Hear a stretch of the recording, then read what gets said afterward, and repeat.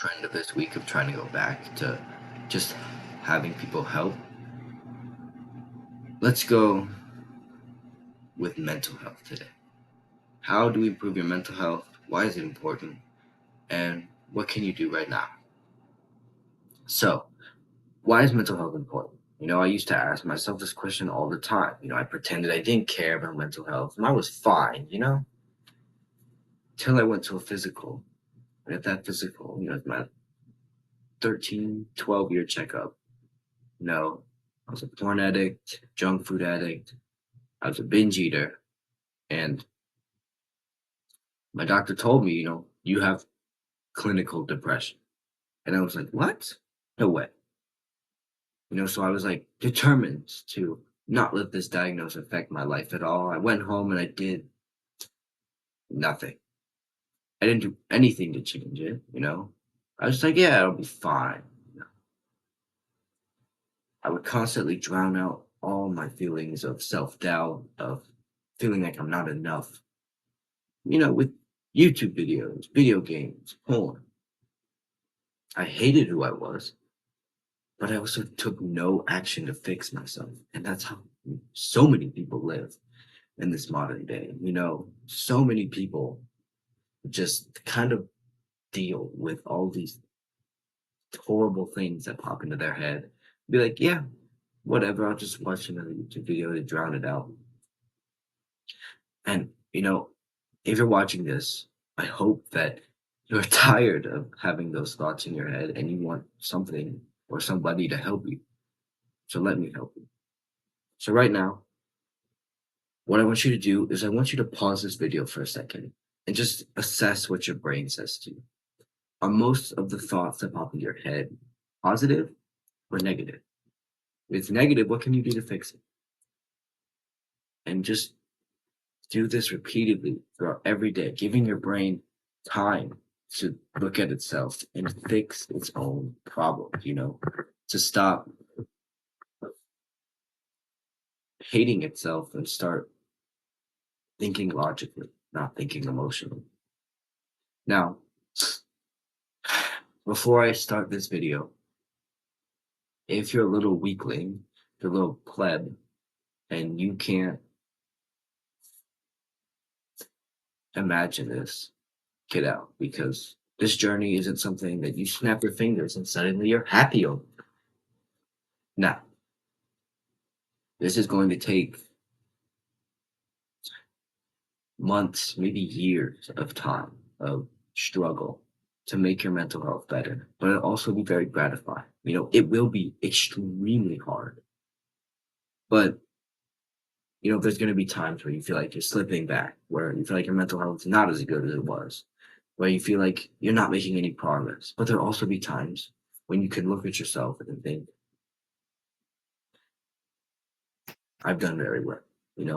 I love how I look. And I'm not perfect yet. It's been a year and a half. I'm still not perfect with my mental health, but my progress has been so great. And most of my life, I enjoy without my brain giving me all these negative thoughts. So I'm going to help you get to the point that I am to make progress that feels super good. So, how do we get started with improving your mental health? Well, I think there's three main things that I do right now that I really like to do. It takes maybe an hour a day. It's not very long at all. And it really, really helps me clear my head of really bad thoughts and everything like that. So what it is meditation, gratitude journaling, and going outside, playing with my friends, and getting sunlight. I'll dive into those deeper, but first I want to go with the main things that are destroying your mental health, being junk food, video games, porn, social media. And, while starting things like gratitude journaling, meditation are very important and they will help you, if you don't address the problems that are destroying your mental health, you'll be just in this endless cycle of going up and down, ruts and happy, and you'll never be able to get consistent. So let's start with things that are going to destroy your mental health. Now, I'm not even going to hold you. The beginning of this mental health journey was the hardest point in my life. And I mean, it will mess you up. You know, you will try and quit porn, social media, junk food that have had you hooked for years. And you will fall back again and again into porn, into binge eating. And you're going to know how bad it is for you, but you're not going to know how to stop it. This is the point where most people quit. Most people are like, oh, this is stupid, whatever, I'll be fine. But we don't want to be like most people. If you're watching a 15-year-old, a 15-year-old tell you how you should improve your mental health, clearly you do not want to be like most people.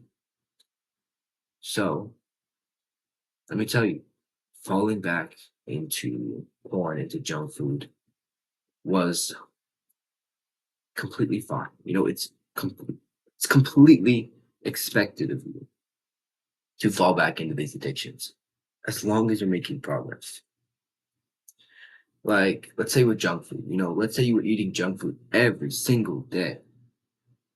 And then, you know, you went 2 days without eating junk food, and then you relapsed again. You ate more junk food on the third day. That's really good. Most people would be angry because, oh, I ate junk food again. Dang it. But that's really good. You know, it shows that you've already made so much progress that you're able to go 2 days without eating junk food. And now, instead of you couldn't even go an hour. So try and be happy with the progress you've made and expect failures along the way because they're going to happen.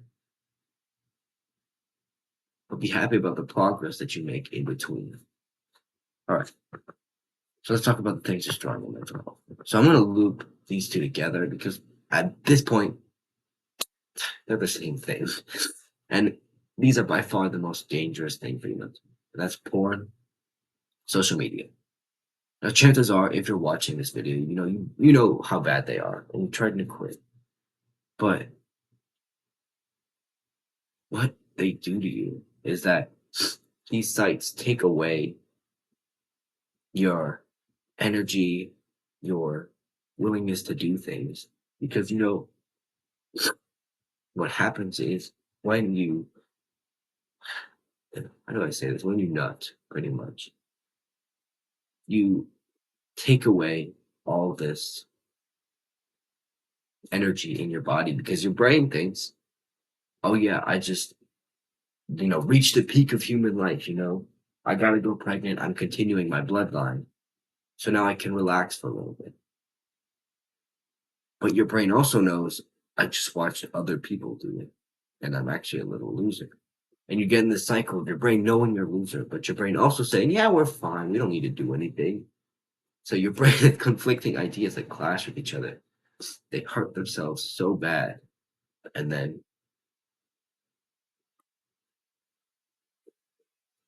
you get worse. And the same thing with social media. Social media is essentially the same thing as porn. There's so much garbage on social media with people, shaking ass on TV and everything. It's the same thing. But social media also has that where you see all these people doing better than you and you get knocked down again, because your brain has this thing in its mind where it knows where it is. It's a tribal hierarchy. And each time that you see somebody better than you, get knocked down and down and down and down and down until your brain just thinks, oh my goodness, like I'm the absolute bottom of the barrel. I'm going to get kicked out soon. So, it just ruins your brain's mental health. So, how do we quit porn? Well,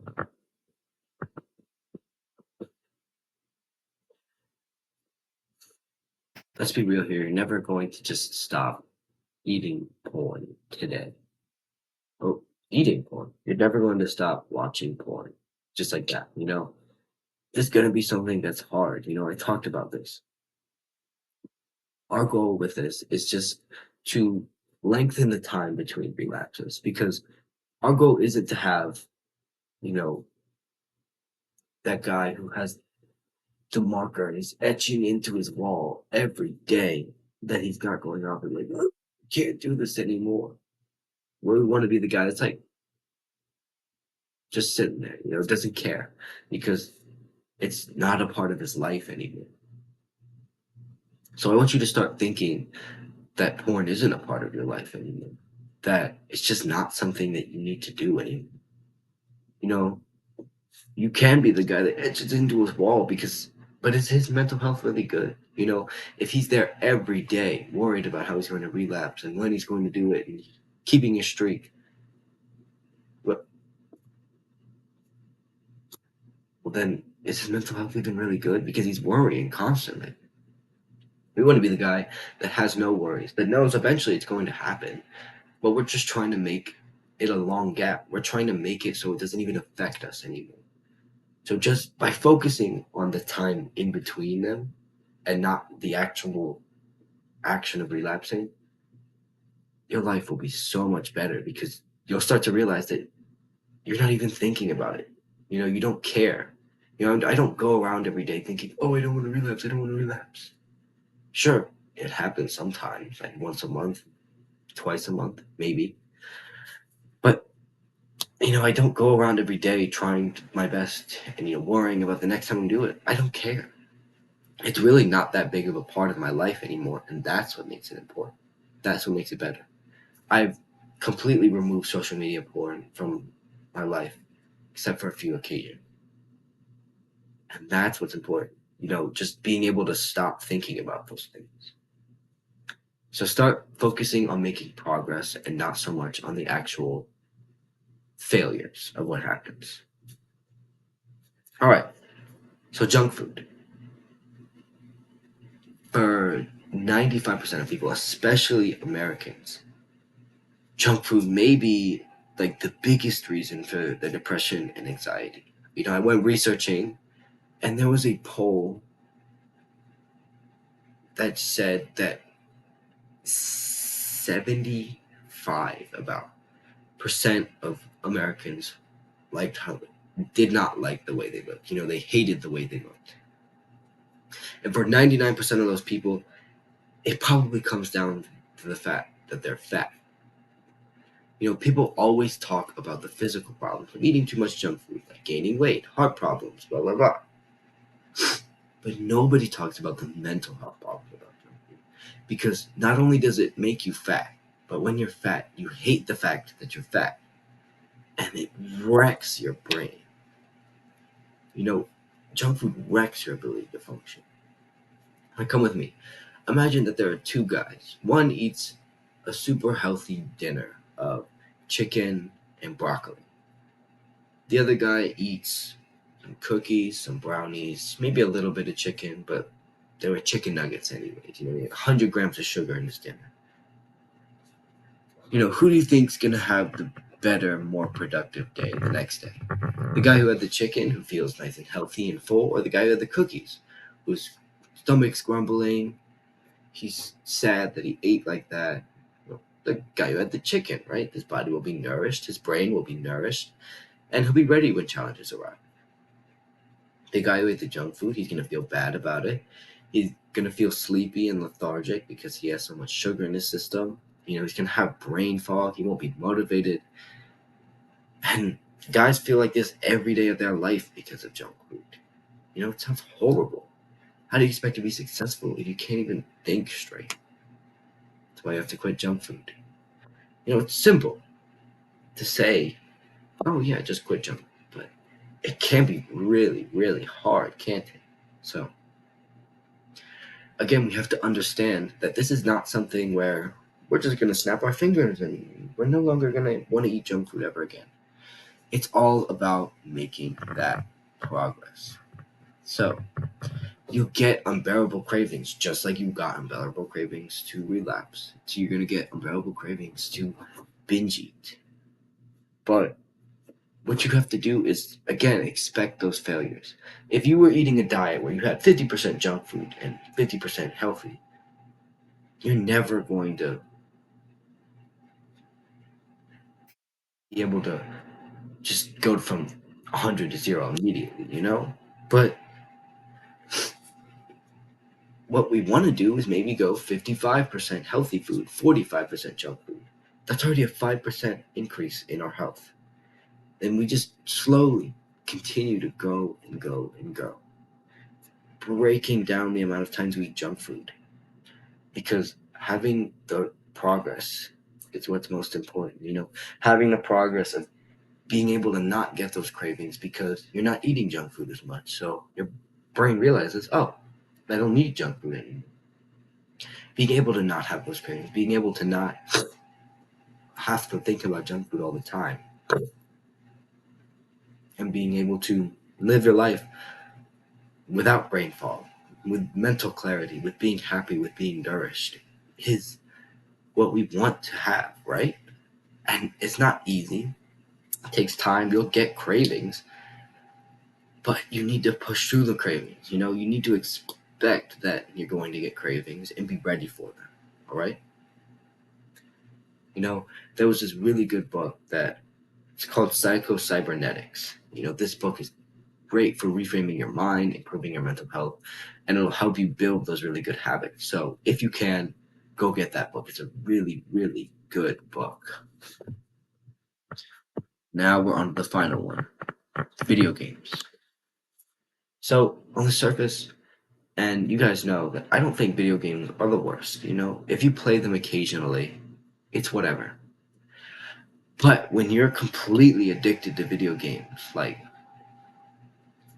6 hours a day, that is not okay. You know, when I play video games, it's like 1 hour, maybe 2 hours a week. You know, I play video games maybe once a week on the weekends with my friends.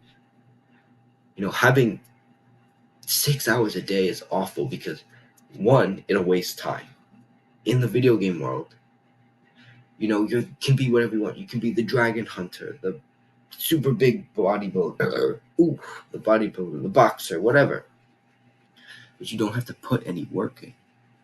And you know, some gamers will be like, well, actually, there's a lot of work that goes into video games, but you know, you don't have to put in the years of training it takes to be a boxer in UFC 4 or whatever. But so what it does is, you know, it just wrecks you because you waste all your time in this virtual world where nothing happens. And then you come into the real world and the you're a loser. Like, I can't put it in a better way. You're an absolute loser. You know, you're a degenerate. And you see that and you're like, oh, I hate this. You hate the fact that you're a loser in the real world, but it brings you back in the virtual world where you are rank 10 in Call of Duty, where you're like diamond ranked and whatever. And you're like, yeah, this is where I get my respect. And you waste all your time in there, but you still know that you're a loser in real life. You know, you can spend your time in the real world making your life better. You know, gaining XP in the real world, in strength when you're doing weightlifting, in speed if you go running, and, you know, reaping the benefits of being the super respected guy in the real world. So, how do we improve our mental health? Because while we took a look at everything that was destroying our mental health, you know, we must look at the other side of the coin too, actually taking the action to improve our mental health. Not just quitting bad habits, but adding in new good habits to take their place. Because, you know, you can only get so far doing one, getting rid of bad habits, or starting good habits. But if you want to really improve, you need to do them together. So let's talk about adding in some good habits. So, first and foremost, by far the best for me is meditation. Now, for you guys, maybe meditation doesn't work as well, but you have to at least give it a real honest chance because, you know, it is such a good thing for me that I think it would probably work for everybody if they just gave it a chance. You know, meditation has increased my attention span, my ability to focus, my ability to remain present in the moment. You know, it helps me declutter all the mess inside my brain, to sort them out into things that I need, things that I don't need, push away the things that I need, to become the observer of my emotions and not become my emotions, you know? There's so much meditation you can do to improve your mind. You know, it helps you become more stoic, be able to receive emotions and instead of immediately reacting to them, to think about them logically and to, take away emotions that you don't feel like you need, to embrace the emotions that would make you happy, like happiness, joy, excitement, while also embracing, yet not letting emotions like anger and sadness control you. Now, many people quit meditation because they try to do more than they can handle. They just start doing meditation. They're like, let's sit here for half an hour. And then 5 minutes later, they're like, oh, I'm done. I can't do this. They're like, meditation doesn't work anyway. I can't do this anyways. And then they end up quitting. I do 20 minutes of meditation a day. I've been doing this for a year and a half now, and I still only do 20 minutes a day. I can do 25, I've done 30 a couple times, but I feel like my floor is 20 minutes. That's not that much if you think about it. And I've been doing it for a year. If I go on to my little meditation app, I have 6,743 minutes on this app. And I still can only really do like a maximum of half an hour at a time. So it doesn't have to be half an hour when you start. It can even just be sitting and doing 10 deep breaths, 1 minute of meditation. And even if that doesn't seem like a lot, that 1 minute, those 10 deep breaths, is still 10 deep breaths more than you did yesterday. It's still 1 minute more than you did yesterday. And it's the same thing, just slowly progressing the amount of time you're able to meditate. Doing 3 minutes after you do 1 minute, then trying 5 minutes, then 10 minutes, then 15 minutes. Going up and up and up. And if you miss a day, it's okay. Don't try and do more. Don't try and overcompensate, because that's how you end up with times that you can't handle. You end up failing meditation. You say it doesn't work and you quit. If you miss a day, just remember to get back on track and keep going. With this slow progression, you'll be able to be more mindful. You'll be able to be more present every day, just a little bit, but it'll be very noticeable in a very relatively quick amount of time. Now, for meditation, I use this app called Medito. It's completely free. It has a lot of different ways to meditate. They have an introduction course, they have guided meditation, and simply just meditation timers. They have timers from 3 to 60 minutes. So it's a great way to get started and to progress in your meditation. I've been using it for a year and a half and it hasn't failed me.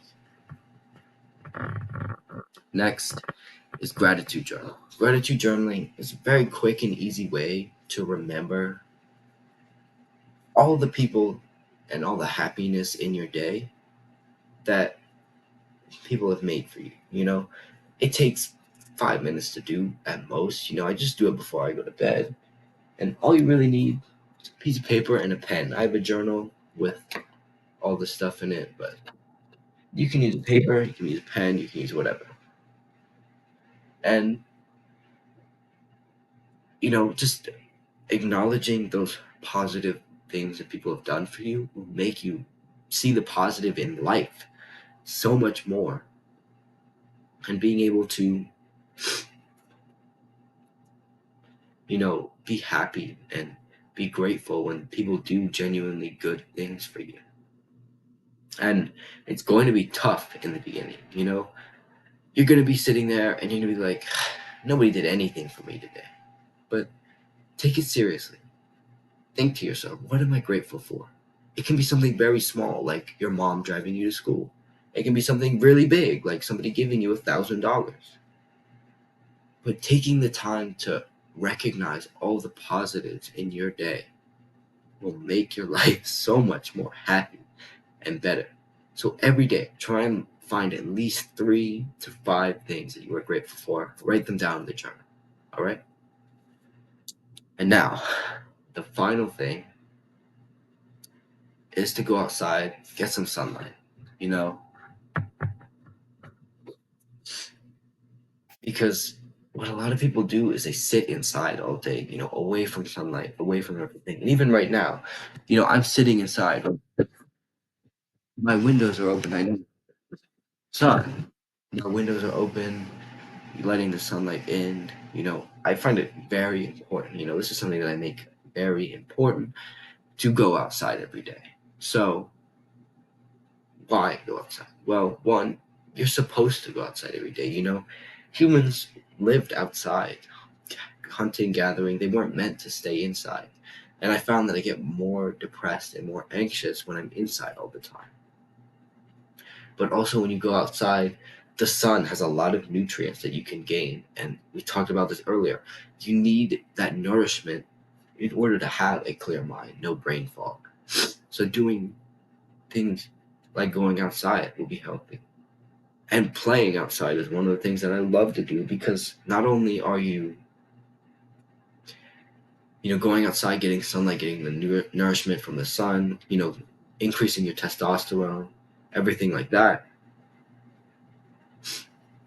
you're also, you can build stronger relationships with friends. You can just have fun, which I feel like is really good. My neighbors, I've talked about them a lot. They're my best friends. I call them my second brothers, my second set of brothers. But I play outside with them all the time, building our relationship together. And it's super awesome. So going outside and going to play with friends outside, very, very important to me. So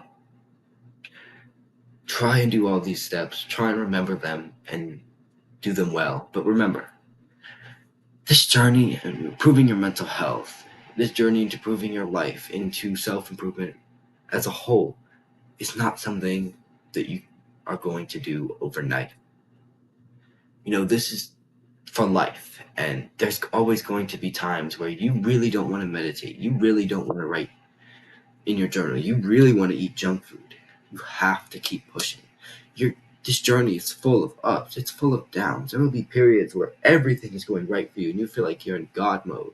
There'll be periods where you feel like you can't stay on track at all, but that's life. And you will always be improving, even in those times of hardship. Life is full of challenges and successes. You need to embrace them and focus on making progress, not being perfect. Anyways, I hope this video helped. Do the hard work, especially when you don't feel like it. I'll see you guys next time. Bye bye.